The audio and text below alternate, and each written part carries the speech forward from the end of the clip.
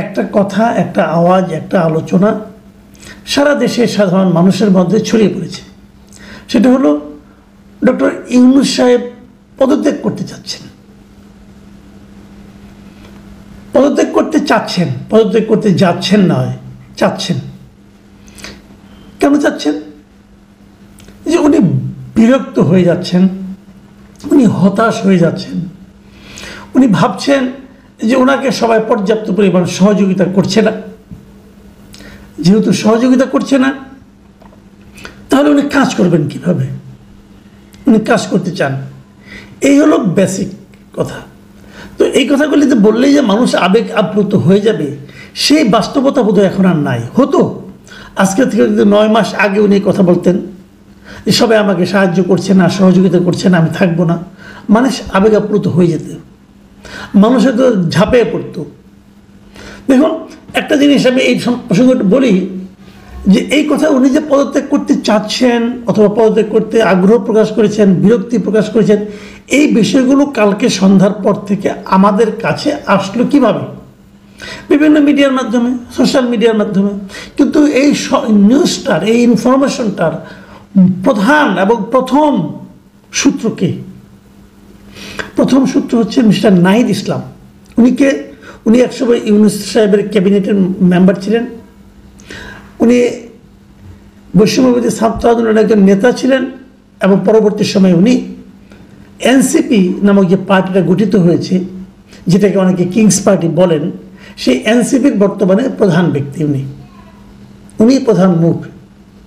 তো এনসিপির নেতা বলেছেন, আমি কালকে থেকে এটা অপেক্ষা করছিলাম যে উনি যে বললেন আসলে কি ডক্টর ইউনূস চাচ্ছেন এরকম কিছু করতে, আসলে কি ডক্টর ইউনূস হতাশ, আসলে কি উনি কারোর ওপর ক্ষুব্ধ, এই বিষয়গুলো জানার জন্য আমি তখন থেকে অপেক্ষা করছি।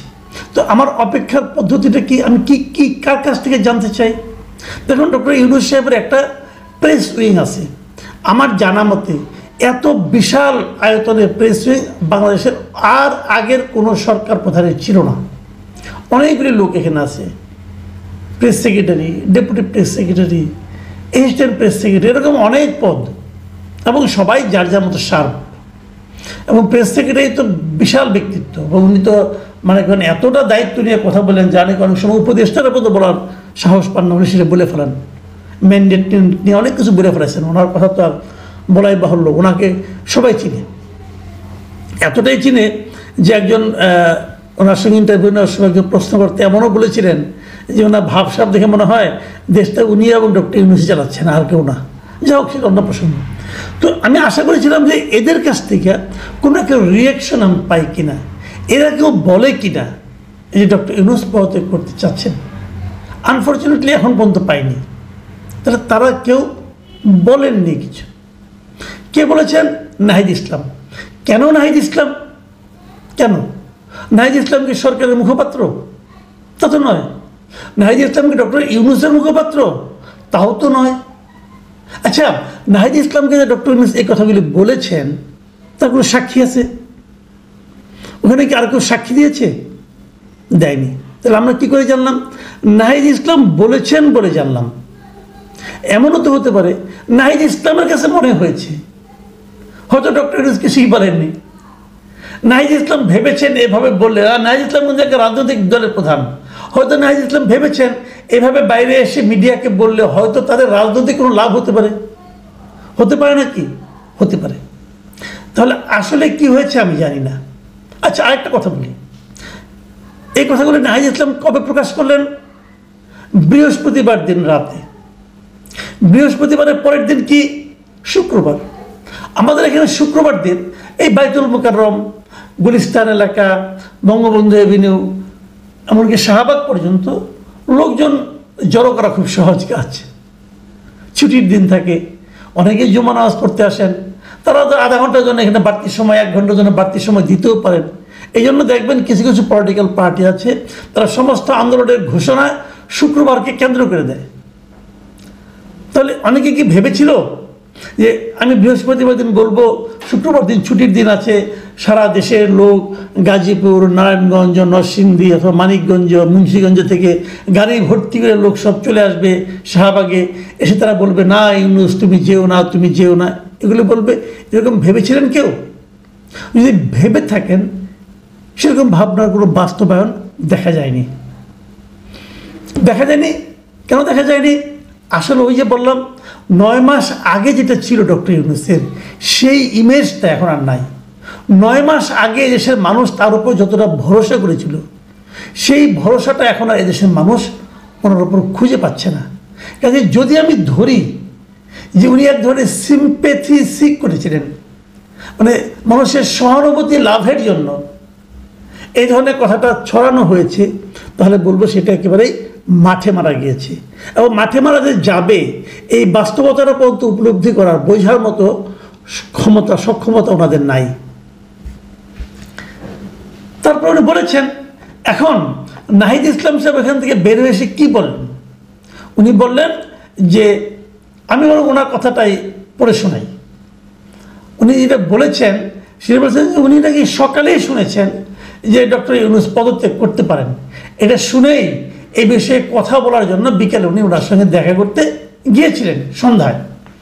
তারপরে উনি ওখান থেকে বেরিয়ে এসে বিবিসি বাংলাকে উনি যে কথা বলেছেন সেটা আমি হুবহু পড়ে শোনাই। উনি বলেছেন যে, স্যার বলেছেন আমি যদি কাজ না করতে পারি, যে জায়গা থেকে তোমরা আমাকে আনছিলা একটা গণ-অভ্যুত্থানের পর, দেশের পরিবর্তন, সংস্কার, কিন্তু যেই পরিস্থিতি, যেভাবে আন্দোলন বা আমাকে জিম্মি করা হচ্ছে, এটসেট্রা এটসেট্রা, মানে উনি আনহ্যাপি হয়ে যাচ্ছেন, ওনাকে সবাই জিম্মি করছে, উনি কাজ করতে পারছেন না। আচ্ছা, একটা প্রশ্ন আমি বলতেই চাই, 10 মাসে উনি আসলে কি কাজ করেছেন? গত 9-10 মাসে উনি যে কাজটা করেছেন, কি কাজটা করেছেন? আমি যদি বলি মোটা দাগে, উনি দেশটাকে বিভক্ত করেছেন,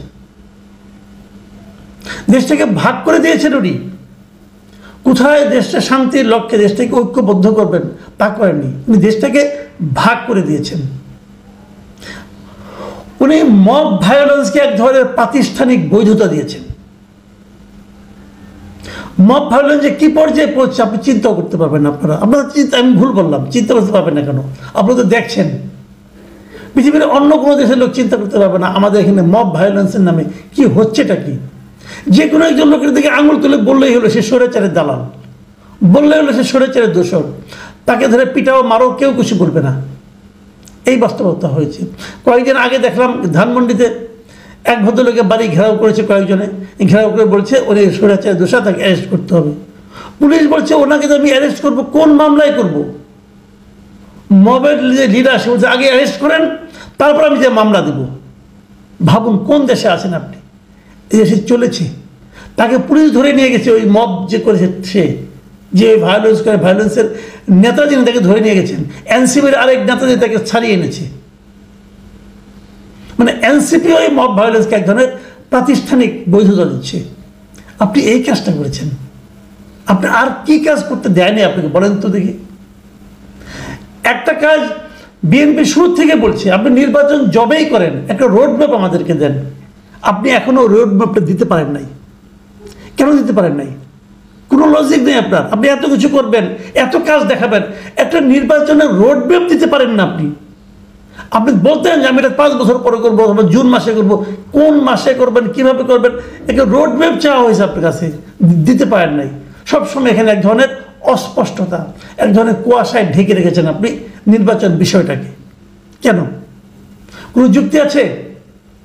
আন্দোলন হচ্ছে, আপনি একটা আন্দোলনও ভালোভাবে মেটাতে পারেন নাই। আন্দোলনগুলি যে হচ্ছে, মানুষের যে দাবি দেওয়া থাকবে না? এরকম দেশে, গরিব একটা দেশে মানুষের মধ্যে হাজার রকম দাবি দেওয়া আছে। দাবি দেওয়াগুলি যৌক্তিক কি অযৌক্তিক কখনো বিবেচনা করে দেখেছেন? কেবল আপনি দেখছেন যে এনসিপি কোনো দাবি নিয়ে আসে কিনা।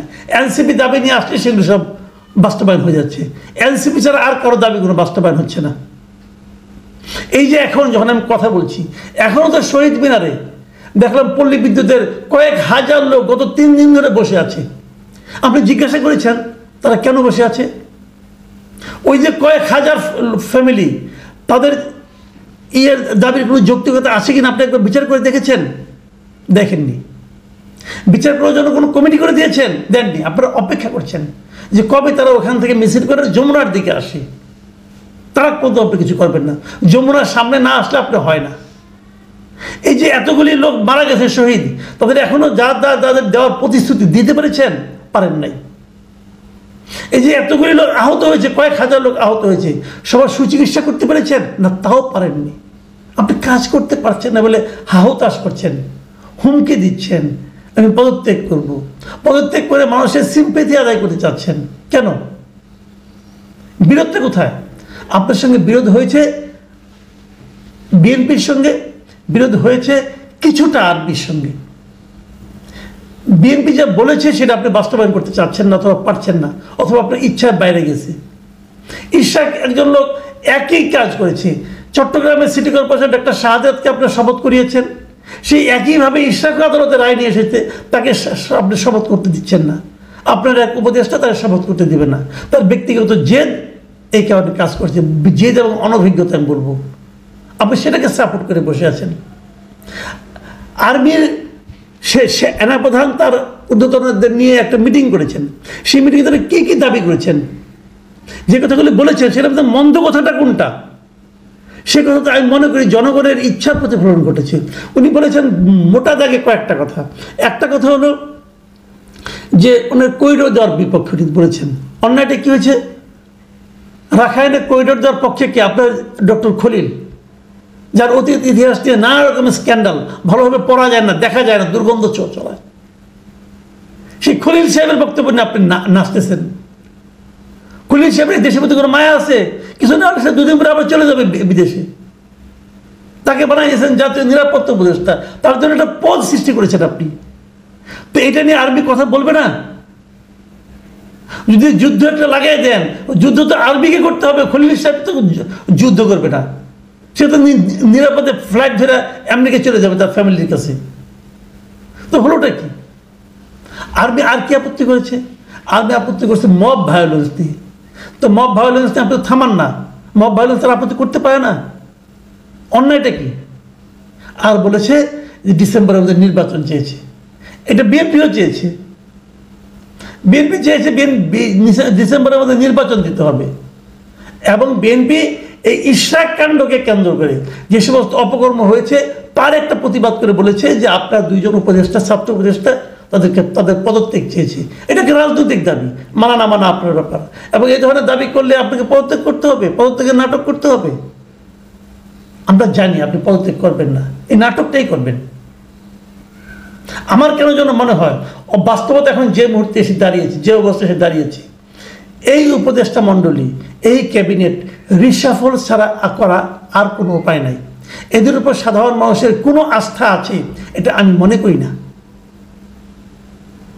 ডক্টর ইউনূস থাকতে পারবেন হয়তোবা যদি উনি ওনার সঙ্গে যাদের সঙ্গে আছেন, যারা ওনাকে ঘিরে রেখেছেন, যাদের মধ্যে অনেকেই এরই মধ্যে দুর্নীতির জড়িয়ে পড়েছেন, তাদেরকে সরাতে হবে।